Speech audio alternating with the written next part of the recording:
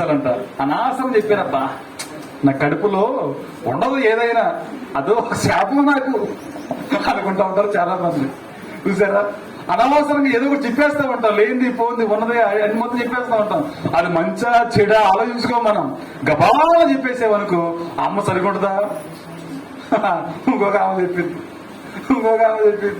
మన ఇంటి మీదకి వస్తా ఉంటారు. గొడవ ఏం చేయాలో అర్థం కాదు. ముందే చెప్పకుండా ఉంటే, ముందే ముచ్చట్లో ఉండకుండా మాయ ముచ్చట్లు ఆడుకుని ఉంటే, బ్రహ్మాండ ఇంట్లో హాయిగా వాకింగ్ చదువుతూ ఉంటూ ప్రార్థన చేసుకుంటూ ఉంటూ మన పని మనం చూసుకుంటూ ఉంటూ ఖాళీగా ఉన్నప్పుడు చేసుకుంటా ఉంటే ఇలాంటి గొడవలు రావుగా. అమ్మా, ఇట్లాగ జరుగుతూ ఉంటాయి లోకములో. అందుకని సంఘంలో ఉన్న వారు ఇలాంటి వాటిని కట్టి పెట్టాలి. ఇలాంటివి మన జీవితం ఉండకూడదు. వారు చేసే పని జ్ఞానముగా చేయాలి. చేయవద్దా? అజ్ఞానులు చేసే పని కుక్క కానీ కుక్క చెవులు పట్టుకుంటారు. అజ్ఞానులు చేసే పని కుక్క చెవులు పట్టుకుని లాగుతూ ఉంటారు.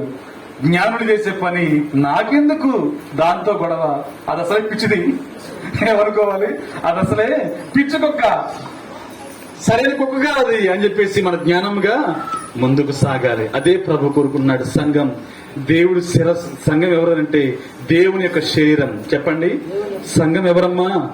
మనం ఎవరో చెప్పండి. దేవుని యొక్క శరీరం. దేవుని శరీరాన్ని మనం పాడు చేస్తామా? పాడు చేయొచ్చా? చెప్పండి, పాడు చేయొచ్చా? ఎస్, పాడు చేయకూడదు. దేవుని కొరకు వాడాలి శరీరాన్ని. చెప్పండి, ఎవరి కోసం వాడాలి? దేవుని కోసం వాడాలి. నిర్లక్ష్యంగా ఉంటూ పాడైపోయి దేవునికి శ్రేష్టమైనది అర్పణ అర్పించాలి, కానీ పాడైపోయిన శరీరాలను దేవునికి అర్పించవచ్చా? అర్పించకూడదు.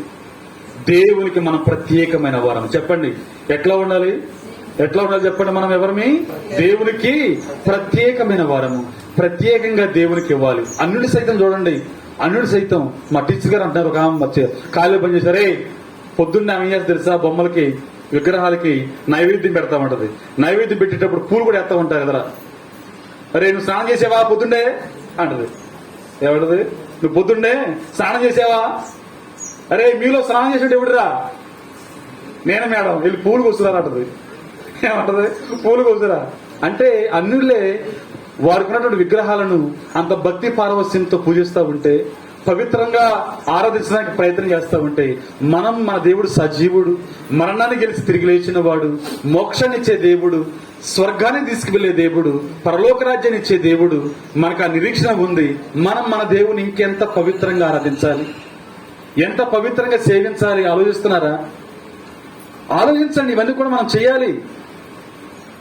భోజనాలు పెట్టేటప్పుడు గబాలు లేచి రే రిజారా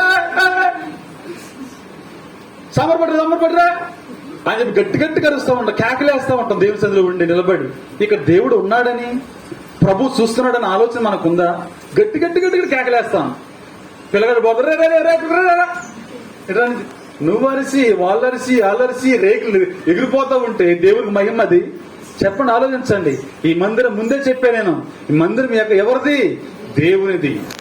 పనివారం మనం పవిత్రంగా పరిశుద్ధంగా ఉండేటట్లు మనం చూసుకోవాలి. అంతే కదా? అంతేగాని కేకలు గొగ్గులు ప్రతి చిన్నదానికి మనం అరుచుకుంటూ కేకలు వేసుకుంటే అది ఎంత మాత్రం దేవునికి మహిమ? చెప్పండి ప్రియ సహోదరులారా, చెప్పండి. అవునా కదా? అరుచుకోవడం వల్ల, కోపట్టడం వల్ల దేవునికి మహిమ తీసుకొచ్చే బిడ్డలో మనం.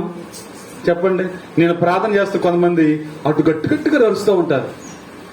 ఇక్కడ ప్రార్థన చేస్తున్నా, దేవుని సన్నిధి ఉంటది. అక్కడ ప్రార్థన చేస్తున్నప్పుడు గట్టిగా మాట్లాడుతూ ఉంటారు, అరుస్తూ ఉంటారు, కేకలు పెడతా ఉంటారు. అది ఎంతవరకు న్యాయం? ఆలోచించండి. కాబట్టి మనలో ఉన్నటువంటి చిన్న మిస్టేక్స్ సరి చేసుకోవాలి మనం. అందుకే ఈ రోజున వాక్యం చెప్పేది, చిన్న మిస్టేక్స్ ఉంటాయి, అవన్నీ కూడా మనం సరి చేసుకుంటాం. నిజమైన మనిషి ఎవరో తెలుసా? నిజమైన మానవుడు ఎవరు తెలుసా? సరి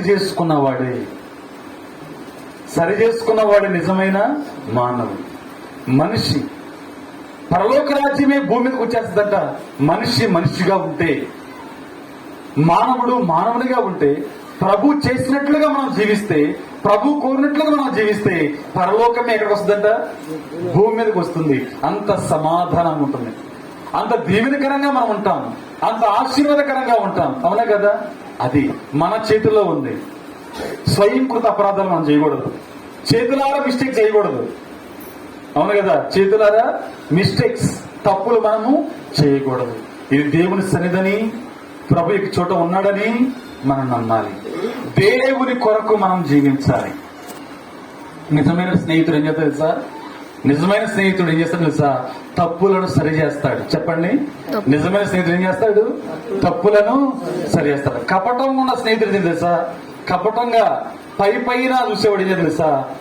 బో నువ్వు స్త్రీ నువ్వు ఇలాంటి వాడివి అలాంటి వాడివి పొంగేటట్టు చేస్తూ ఉంటాడు.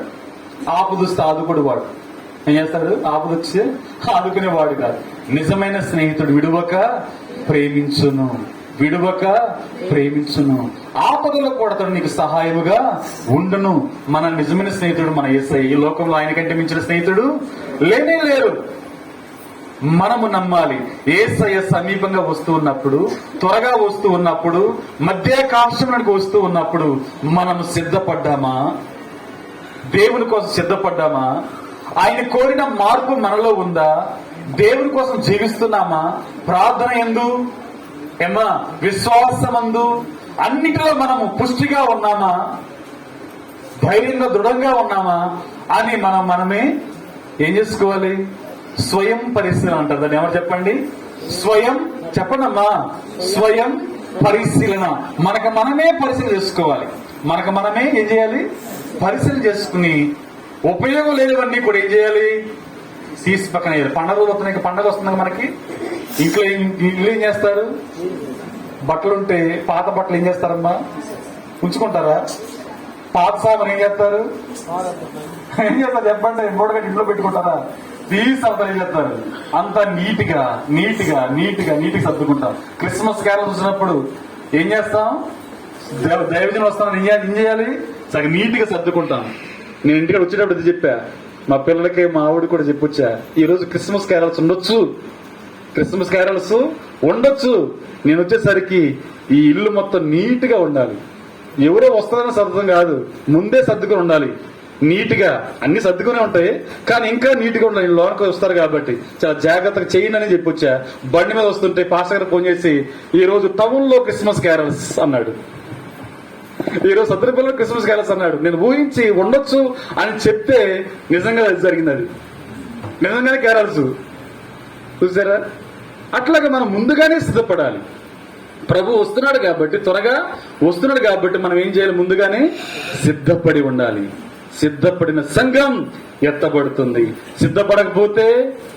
సిద్ధపడకపోతే నీవెవరో నాకు తెలియదు అంటాడు ప్రభు. చెప్పండి, నీవెవరవో నాకు తెలియదు. అపవాదికిని వాడి దూతల కోసం ఏర్పాటు చేసినటువంటి నిత్య నరకాగ్నిలో పో అంటాడు ప్రభు. అప్పుడు ఏడ్చుకుంటూ పోవాల్సిందే.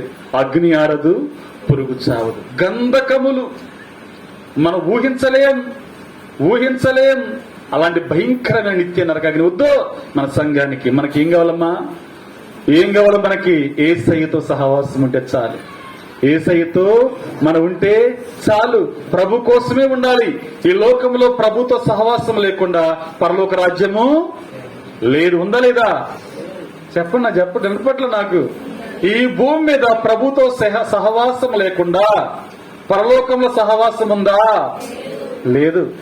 ఈ భూమి మీద దేవుడితో సహవాసం ఉంటే పరలోకంలో కూడా ఉంటది. నో డౌట్ ఎట్ ఆల్, సందేహమే లేదు. ఈ భూమి మీద ప్రభుతో నీకు సంబంధం ఉంటే పరలోకంలో కూడా సంబంధం.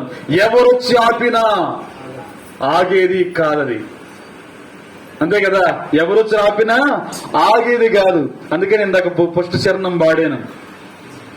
నీవు నా ముందుండగా ఎదురొచ్చు వాడెవడు, కార్యము చేయగా అడ్డుపడు వాడెవడు. నా ముందు నీ ఉండగా ఎదురొచ్చు వాడెవడు, కార్యము చేయగా అడ్డుపడు వాడెవడు. యుద్ధము నీదేనయ్యా ఓ శూరుడా, ముందుకు సాగేదనయ్యా. యుద్ధము నీదేనయ్యా ఓ శూరుడా, ముందుకు సాగేదనయ్యా. జయమిచ్చువాడవయ్యా నీ పిల్లలకు మనమే జయమిచ్చువాడవయ్యా, తన దాసులకు జయమిచ్చువాడవయ్యా, తన పిల్లలకు జయమిచ్చువాడవయ్యా. నీవు నిలబడితే చాలు, మన పక్షం నిలబడి యుద్ధము చేసేది ఎవరు?